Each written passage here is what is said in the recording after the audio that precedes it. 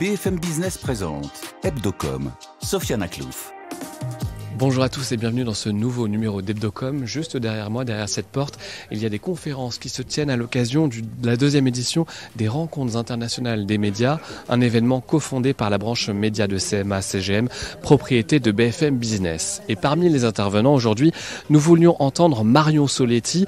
Elle a lancé la version française de Politico avec 4 newsletters. Nous voulions l'entendre notamment sur l'émergence de ses sites web et puis de ce top 40 des personnalités les plus influentes de France. C'est tout de suite et c'est dans Hebdocom. Bonjour Marion Soletti. Bonjour, merci de me recevoir. Merci d'avoir accepté l'invitation de BFM Business. Vous êtes depuis début janvier éditeur at large à Politico Europe. Qu'est-ce que ça veut dire ? C'est très large justement. Ça veut dire que je continue de faire plein de choses que j'ai fait par le passé, mais à un échelon un peu différent. Aujourd'hui, je développe des grands projets éditoriaux sur un périmètre Europe et je m'occupe aussi du développement de notre offre événementielle, qui est quelque chose d'assez nouveau en France, qu'on fait beaucoup ailleurs, mais qu'on commence tout juste ici. Alors vous avez publié le 3 juillet dernier le Top 40, le Power 40. C'est le classement des 40 influenceurs, on peut les appeler comme ça, les personnalités qui comptent en tout cas. Voilà, un peu, pas au sens influenceur sur les réseaux sociaux, mais au sens personnes qui ont de l'influence en politique. C'est important, c'est un peu les gens qui en coulisses tirent les ficelles ou influent sur l'agenda. Donc vous ne trouverez pas de ministres ou de grands élus. C'est vraiment ceux qui sont un petit peu dans l'ombre ou qui ont un pouvoir économique qui influe sur l'agenda politique. Donc on assume d'y mettre un petit peu des choux et des carottes, ça nous amuse beaucoup, on aime beaucoup les classements, ça fait beaucoup jaser. On a des gens qui râlent parce qu'ils se trouvent pas assez haut ou parce qu'ils y sont pas, donc ça c'est très marrant. Donc c'est Power 40, cette année on a mis Rodolphe Sadé en premier, mais vous trouverez aussi des personnalités moins connues comme Claire Landais par exemple, qui est secrétaire générale du gouvernement et qui tient un peu la boutique quand les premiers ministres changent. Assez voilà. haut d'ailleurs dans le classement, assez haut. Je ne connaissais même pas son nom, est-ce que c'est mon manque de culture générale ou politique ? Non, mais on met beaucoup ce type de figure. Aussi en raison du contexte politique, parce que quand vous avez des premiers ministres qui changent tous les 6 mois, en fait, il y a une permanence qui est assurée derrière et des gens qui deviennent plus influents par la force des choses. Donc voilà, c'est un classement qui est un peu, c'est notre marque de fabrique, c'est quelque chose qu'on fait aussi à Londres, à Bruxelles. On y passe pas mal de temps. C'est une méthode pas très scientifique, mais très drôle à mettre en œuvre. Comment ça se passe ? Vous réunissez, vous dites, moi je pense qu'il est 40, moi je pense qu'il est 25e. Un peu. Alors déjà, on fait un premier tour d'horizon des noms. Donc là, c'est un petit peu l'effervescence. Tout le monde est invité un peu à balancer des noms. On a un peu des typologies, donc on sait qu'on va avoir des PDG, des patrons de médias, parce que forcément ils ont un poids par leur pouvoir, des hauts fonctionnaires, parce que c'est aussi les gens à qui on s'intéresse, des lobbyistes, des communicants. Et puis après on les classe, ça c'est le plus difficile, en ayant un petit peu on va dire des sous-classements en tête par typologie justement. Donc on essaie quand même de panacher. C'est pas un classement de pouvoir absolu dans tous les domaines, c'est vraiment à travers leur dimension politique. Ça c'est assez important. Avec des femmes, vous allez me dire peut-être pas assez nombreuses, il y en a de plus en plus dans ce type de classement, mais on n'est toujours pas à la parité. Oui, on essaye d'y être attentif, bien sûr. On n'est pas tout à fait à la parité cette année, mais bien sûr on fait attention à ça. À qui la faute ? C'est ce que j'ai envie de vous dire. Ou je ne m'aventurerai pas sur ce terrain. Oui, en tout cas, vous faites attention à cela, mais on ne les retrouve pas forcément à la tête des grandes entreprises et dans le monde politique, et votre classement reflète ceux qui comptent dans ces milieux-là. Oui, là dans notre top 5, il y a 2 femmes, donc on en a quand même pas mal. Dans ce type de classement qu'on fait à l'échelle européenne, il y en a aussi beaucoup. La présidente de la commission, c'est une femme, donc il y a quand même des femmes qui sont à des gros postes en Europe, donc on n'est pas non plus un mal fou à en trouver. Des choux et des carottes, vous le disiez, c'est-à-dire qu'il y a des figures politiques, des gens du monde économique et aussi Thibaut InShape et Pascal Praud. Oui, alors ça, voilà, que font-ils là ? Ça nous amuse. Dans la première édition de ce classement qu'on avait faite il y a 2 ans, on avait mis Booba parce qu'il était intervenu dans le débat sur la régulation des influenceurs et à ce moment-là, c'était un gros dossier. Donc on prend beaucoup en compte l'actualité. Thibaut InShape, on a fait des articles sur lui, on a parlé de son influence en politique, de comment les politiques essaient de l'utiliser aussi. Donc il y a une dimension sur l'actualité qui est importante dans la manière dont on fait le classement. On est aussi plutôt regardé vers l'avenir, de se dire est-ce que c'est des personnes qui sont ascendantes ou qui sont déjà au sommet ou un petit peu déclinantes. Donc c'est ça qui va faire qu'on va être des gens plus haut parce qu'on pense qu'ils vont continuer à être de plus en plus influents. Et voilà la dimension actuelle qui est importante. Quels sont les gros débats, quels sont les gros sujets. Donc par exemple, là, il y a 2 personnalités sur l'IA qui sont marquées dans le classement parce que c'est ce dont tout le monde parle et on sait que ce sont des personnalités qui vont compter. Arthur Mensch qui est 2e, c'est ça ? Bien sûr, oui. Avant ça, vous avez fondé et dirigé Politico France, un média jeune, puisqu'il est né il y a 4 ans, en 2021. 2021, tout ça à fait, un an avant la présidentielle. Pourquoi est-ce que Politico, ce média de référence aux États-Unis, a voulu s'implanter en Europe et à Paris ? Alors au départ, comme toujours, je dirais, c'est quand même la vision de certaines personnes qui connaissaient le politico américain et qui se sont dit, cette recette-là, elle peut marcher en France. Donc ça, c'était la PDG fondatrice de Politico Europe qui s'appelle Sherazade Sansard de Boissesson qui a fondé le Politico européen en 2015 avec la même recette que le Politico américain, c'est-à-dire on va faire du journalisme politique un peu autrement. Pour une audience très intéressée par la politique et même souvent des professionnels de la politique, donc qui a besoin d'une information politique de très haute qualité, très fiable et non partisane. Ça, c'est assez important. Donc, on n'a pas de position partisan. On va jamais faire des éditos, peser ou prendre position sur un candidat ou des choses comme ça, parce que on nourrit une audience qui a un besoin professionnel de cette information. Avec une visibilité dans le gratuit, avec une newsletter qui s'appelle Playbook, qui est publiée tous les matins à 7h, qui est très lue par le monde politique et tous ceux qui gravitent autour du monde politique, mais aussi par des gens qui ont envie d'une info détaillée sur la politique de qualité. Parfois, certains nous comparent un peu au Canard enchaîné pour le ton, parce que dans l'identité rédactionnelle, on a un ton un peu irrévérencieux. C'est un compliment, ça, vous le prenez comme tel ou pas ? J'étais presque un peu étonnée au début parce que pour le coup on a une identité très numérique, très jeune, pas du tout la même. Mais sur le ton, oui, il y a une filiation. Par contre, je dirais que on n'est pas du tout satirique. C'est juste qu'on utilise l'humour pour faire passer des infos. Donc il y a des limites à la comparaison, mais il y a un petit peu de ça. Pas satirique, mais un peu piquant parfois. Un peu irrévérencieux, moi je dis souvent. On essaie d'avoir un petit peu de malice. De traiter tout le monde pareil, mais sans déférence particulière, et surtout de sortir des infos qui plaisent pas forcément, des infos qui sont plus larges, je pense, que la presse politique française. On s'intéresse parfois à des sujets de conflit d'intérêts qui peuvent toucher à la vie privée des politiques, par exemple, sur laquelle il peut y avoir des tabous sur d'autres titres. Nous, on se pose pas de tabous, on se pose pas de barrières. Aussi parce qu'on est un média jeune, donc on pouvait se permettre de faire ça. On est arrivé avec une page blanche et on écrit l'info qu'on a envie de lire aussi. Ça, les créateurs de Politico l'avaient bien en tête. Ils disaient, nous, on s'ennuie un peu en lisant la presse politique aujourd'hui. C'est John Harris qui disait ça, le fondateur de Politico. Mais par contre, on adore toujours écouter les journalistes politiques à la machine à café. Et donc, nous, on essaie de faire un petit peu ça, de dire, en fait, si nous, on en parle, si c'est quelque chose qui nous fait parler, il faut qu'on arrive à l'écrire, en sourçant, en étant très rigoureux sur le fond. Mais voilà, il y a ce côté-là. Et justement, est-ce que vous recevez des coups de fil régulièrement de ceux qui lisent, par exemple, Playbook Politico le matin, qui découvrent qu'il y a une petite pique ou un petit ton irrévérencieux accolé à leur nom et qui disent « je suis pas content » et qui vous le font savoir? Oui, alors souvent, on nous a rarement reproché le ton, parce qu'en fait, tout le monde adore. Les politiques eux-mêmes, ça les fait marrer, y compris quand c'est sur eux. Donc, ils aiment plutôt bien le côté blague, le côté un peu piquant. Quand il est bien dosé, on a rarement eu des problèmes. Les gens nous appellent, bien sûr, mais c'est sur les infos, parce qu'on sort des choses qui leur plaisent pas, qu'on l'écrit en premier, tôt le matin, que ça les met un peu dans la mouise pour la journée. Donc, bien sûr, on a beaucoup d'appels très matinaux.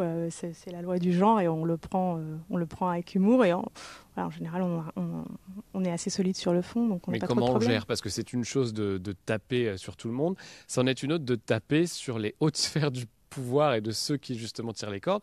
Est-ce que ça va jusqu'à des menaces sur des terrains économiques Non, pas. Je dirais pas des. Non, pas. Alors déjà, nous, on appartient à un groupe de presse allemand, donc on est assez en fait à l'aise, très indépendant du pouvoir politique français, ou du pouvoir même économique français.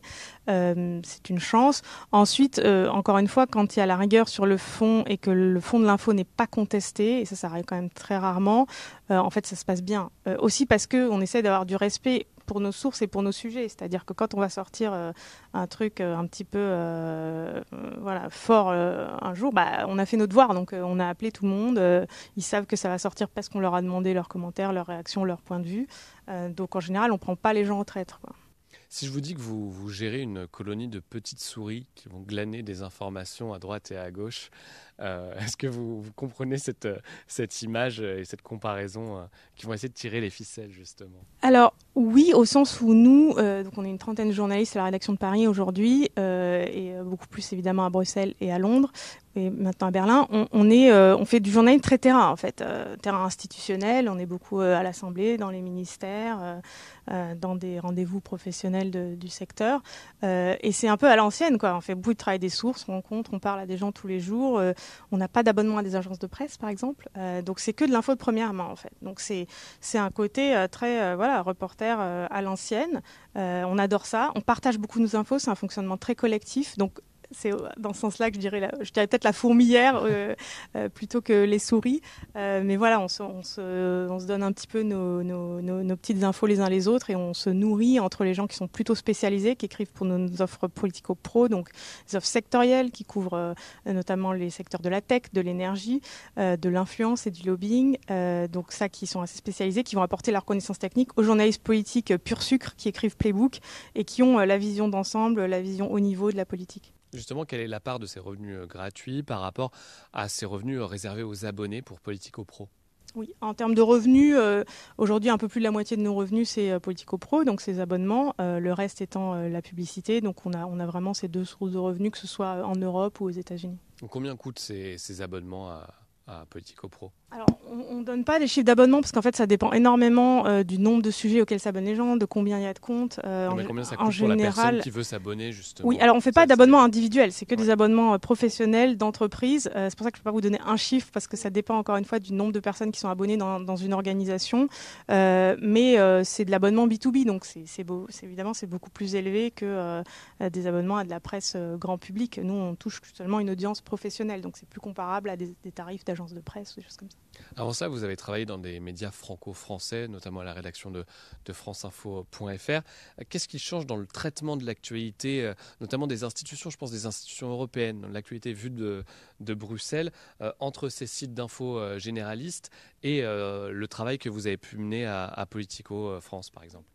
Alors bien sûr, France Info, c'est un site d'info très grand public. Donc par exemple, nous, on était à l'époque où je travaillais là-bas, et ils le sont toujours aujourd'hui, beaucoup dans la pédagogie, donc expliquer l'info, la raconter, la rendre accessible au plus grand nombre, sous tout un tas de formats. Beaucoup dans le temps réel aussi, dans l'actu chaude. Politico, nous, on fait de l'information à haute valeur ajoutée pour un public très ciblé. Donc c'est une grosse niche, mais c'est quand même une niche. Donc eux, ils cherchent une info beaucoup plus granulaire sur la politique, donc beaucoup de détails, beaucoup de coulisses, des choses qu'ils n'ont pas lues ailleurs, plus que l'exhaustivité ou justement le côté très pédagogique. On essaie quand même de rendre l'info hyper accessible. Si vous nous lisez, vous savez que n'importe qui peut nous lire et comprendre tout ce qu'on écrit, mais le type d'info qu'on recherche est quand même beaucoup plus spécialisé. Il y a un enjeu quand même, c'est de séduire, pour qui s'abonnent, tous ces décideurs ces décideurs du monde économique et politique. Comment faites-vous quelle est votre recette pour y arriver, non seulement en France, mais aussi à nouveau en Europe ? Oui. Alors ça, c'est un petit peu la magie de justement la synergie entre Playbook, notre couverture politique gratuite, et Politico Pro, nos offres abonnées. C'est-à-dire que souvent, on a des décisions d'abonnement parce que le boss lit Playbook. Donc en fait, on connaît la marque une première fois par la couverture politique un peu haute volée tous les matins dans Playbook. Et puis après, les départements qui s'occupent des affaires publiques ou les institutionnels ou les cabinets, eux qui ont plutôt besoin du pro, donc un peu plus détaillé, un petit peu plus sectoriel, ils vont pouvoir s'abonner aussi parce que leur écosystème connaît Politico. C'est des abonnements qui sont quand même assez chers, donc il faut pouvoir l'argumenter aussi, avoir les budgets, etc. Et puis tout simplement, c'est une info qui est très utile pour eux. En fait, ça c'est le premier critère dans nos abonnements. C'est de l'information qui souvent est assez en amont, c'est-à-dire qu'on va leur dire le matin, voilà ce qui va passer dans les journées, voilà ce qu'il faut savoir sur les rapports de force, sur tel texte de loi. Donc en fait, qui est très utile dans leur quotidien, qui leur permet de savoir tout ce qui se passe, de préférence avec un temps d'avance sur leurs concurrents, et de pouvoir prendre des actions derrière, que ce soit côté public ou privé. Et quelles sont les spécificités de votre couverture par rapport à des médias comme le Financial Times ou Context, par exemple ? Alors, le Financial Times, par exemple, c'est quand même une audience plus business. Nous, c'est vraiment la politique qu'on couvre, donc on ne fait pas les résultats financiers, les choses comme ça. On se compare pas mal à eux quand même sur notre couverture, on va dire, gratuite, parce qu'on couvre la politique aussi avec des formats similaires, avec une forme d'identité similaire. Mais voilà, nous, on a un positionnement purement politique. Eux, ils sont vraiment sur le business. Des acteurs qui sont plus spécialisés, la différence qu'on a, justement, c'est que nous, on n'a pas que l'offre pro abonné. On a aussi Playbook et un site qui s'appelle politico.eu où on couvre toute l'actu politique de manière gratuite et donc avec un impact quand même beaucoup plus important. Et c'est pour ça que, par exemple, des politiques de très haut niveau, si on n'a pas cette couverture-là, en fait, on n'a pas aussi forcément l'accès pour l'offre pro. Donc nous, en termes d'accès aux sources, notre couverture politique nous donne accès et nous donne une exposition qu'on n'aurait pas si on avait juste l'offre spécialisée pro. Vous avez largement couvert les élections européennes, évidemment, sur Politico, à laquelle a participé moins d'un Français sur deux et moins d'un Européen sur deux, finalement. Même si vous êtes sur une audience niche, est-ce que c'est pas devenu un peu plus compliqué d'intéresser le public, en général, à la politique et au-dessous de la politique et la politique européenne, aux institutions notamment? C'est pas toujours un domaine très sexy, disons-le. Oui, alors nous, notre public, il est intéressé parce que c'est une audience politique, donc les élections européennes, ça compte pour lui. C'est toujours pareil, en fait, je pense que le public s'intéresse quand on le raconte bien, quand même, avec voilà, un certain plaisir aussi. Nous, je pense qu'on est passionnés par ce qu'on fait, on est tous passionnés par la politique et par la manière de la raconter. Je prétends pas avoir la recette et c'est pas notre rôle non plus de dire, on n'est pas dans une position militante de dire on veut intéresser les gens à l'Europe, en fait. Nous, on essaie de couvrir ce qui se passe de la manière la plus intéressante possible pour notre audience. Les publications plus grand public ont une autre problématique. Et comment les institutions européennes perçoivent-elles les journalistes, justement? Est-ce qu'il y a autant peut-être de défiance de leur côté, autant d'opacité qu'en France, ou est-ce que ça se passe différemment à Bruxelles? Alors, la classe politique, je dirais, de manière générale, à Bruxelles, est très différente de celle de Paris. C'est une ville qui est quand même beaucoup une ville de hauts fonctionnaires, de diplomates. Il y a évidemment beaucoup de politiques, mais qui sont moins exposés que les politiques à Paris parce qu'ils sont loin de leur électorat. À Bruxelles, c'est ça qui est un peu spécial. Donc c'est une ville, tout est un peu plus feutré, un peu plus lent. Ça ne veut pas dire qu'il n'y a pas des gros rapports de force et des grosses luttes, mais c'est un petit peu différent de Paris. Les gens sont plutôt plus accessibles. C'est plus facile de percer au départ comme journaliste politique à Bruxelles. Vous pouvez assez vite aller rencontrer des commissaires, plus vite que des ministres à Paris. Par exemple, les registres de transparence, les choses comme la HATVP qui régulent les problèmes de conflit d'intérêts sont plus récents. Très critiqués encore aujourd'hui. Et critiqués, mais l'intensité politique est telle qu'en fait, les choses sortent par là. C'est-à-dire, c'est les rivaux qui vous balancent les saletés sur les autres, etc. Donc, c'est d'autres mécanismes de contrôle. C'est un peu plus brutal, je pense, la politique nationale à Paris, à Londres, qu'à Bruxelles. Les mécanismes sont les mêmes, mais les courroies de transmission un peu différentes. Et ceux qui disent « non, moi je ne participe pas à ça, je ne donne pas d'infos sur les concurrents ou sur les gens qui sont de mon parti », est-ce que ça existe vraiment ou est-ce que c'est de l'affichage? Ces politiques, en fait, vous parlent tous de tous bords et de tout parti? Il y a des partis, enfin, il y a des sensibilités. Hein. Il y a des partis qui sont un peu plus hostiles aux journalistes, on les connaît. Mais je dirais que ceux qui disent ça mentent en général. C'est-à-dire que la plupart, quand même, parlent aux journalistes. Ça fait partie de leurs besoins, de leur métier. Aussi parce que souvent, ils trouvent des informations en nous parlant. Parce que dans les questions qu'on leur pose, les sujets qui nous intéressent, ils sentent où le vent tourne. Voilà. Donc, c'est des conversations bien comprises. Nous, on les pousse dans leur retranchement. On essaye d'avoir des infos qu'ils ne veulent pas nous donner. Parfois, il y a des infos qui nous donnent et il y a une intention derrière que nous on doit comprendre pour donner une information qui n'est pas biaisée. L'essentiel, pour nous, c'est de parler à tout le monde et de traiter tout le monde de la même manière. C'est extrêmement important. Vous disiez c'est important d'être neutre dans le traitement. On lit parfois que vous êtes plutôt un média pro-business et aligné à l'anglo-saxonne, si je résume. Ça, c'est quelque chose que vous assumez ou vous inscrivez en faux?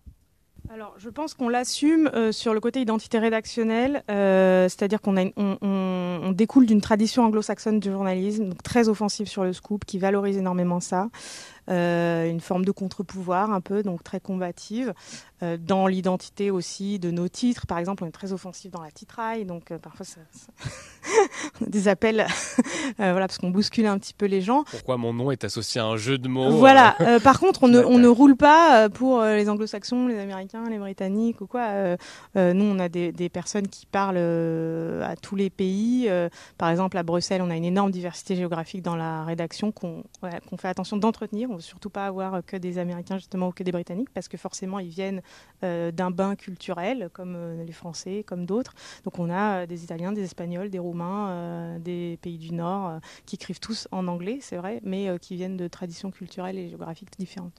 Et l'IA dans tout ça, parce que je me suis dit deux choses qui sont un petit peu contradictoires. À la fois, c'est un média jeune, un média en ligne, donc ils doivent être à fond.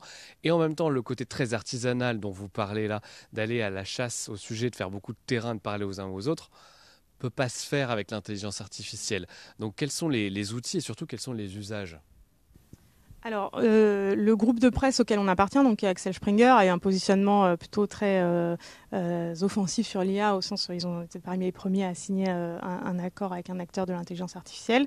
Donc on a déjà déployé des outils d'IA, certaines choses assez classiques, comme par exemple, on a un outil de traduction automatique dans notre back-office, donc dans l'outil qui nous permet d'écrire des articles, qui nous permet de traduire facilement des contenus.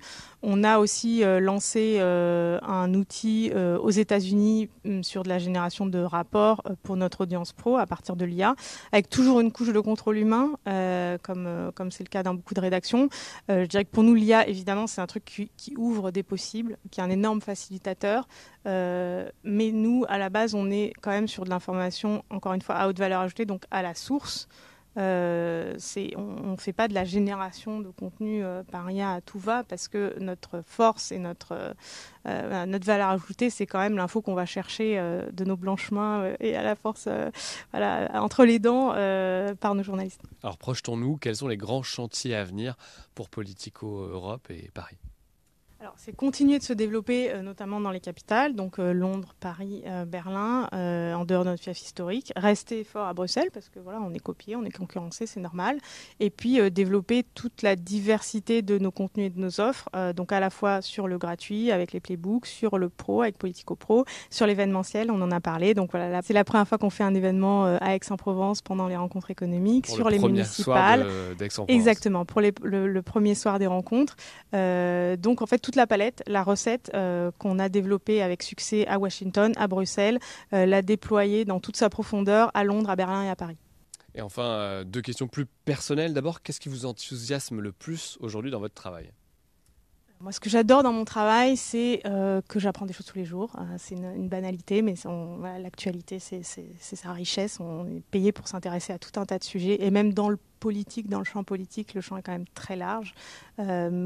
Qu'on rencontre des gens qui sont passionnants, parfois challengeants, mais voilà, que ce soit côté politique ou les collègues, c'est des gens qui sont en général assez brillants et qui ont un point de vue sur le monde qui est toujours intéressant. Et enfin, dans 5 ans, où est-ce que vous vous voyez ? Voilà, je ne savais pas que je passais un entretien RH. Oui, c'est souvent la question qu'on pose et que vous devez vous-même poser, j'imagine, à de jeunes journalistes qui toquent à votre porte. Oui. Donc je vous retourne la question. Moi, je me vois de continuer de développer des offres éditoriales, de penser toujours contenu, récit, comment on apporte une info de haute qualité à différentes audiences. Je pense que ça, je pourrais le faire sous plein de capacités. Politico, c'est un terrain de jeu énorme parce que on a différentes géographies, on a différents contenus, donc c'est une chance de pouvoir faire ça pour ce média. Donc éditeur at large plus si on veut dans 5 ans. Merci d'avoir répondu à nos questions, Marion Soletti, et à très vite pour un nouveau numéro d'Hebdocom. Hebdocom sur BFM Business.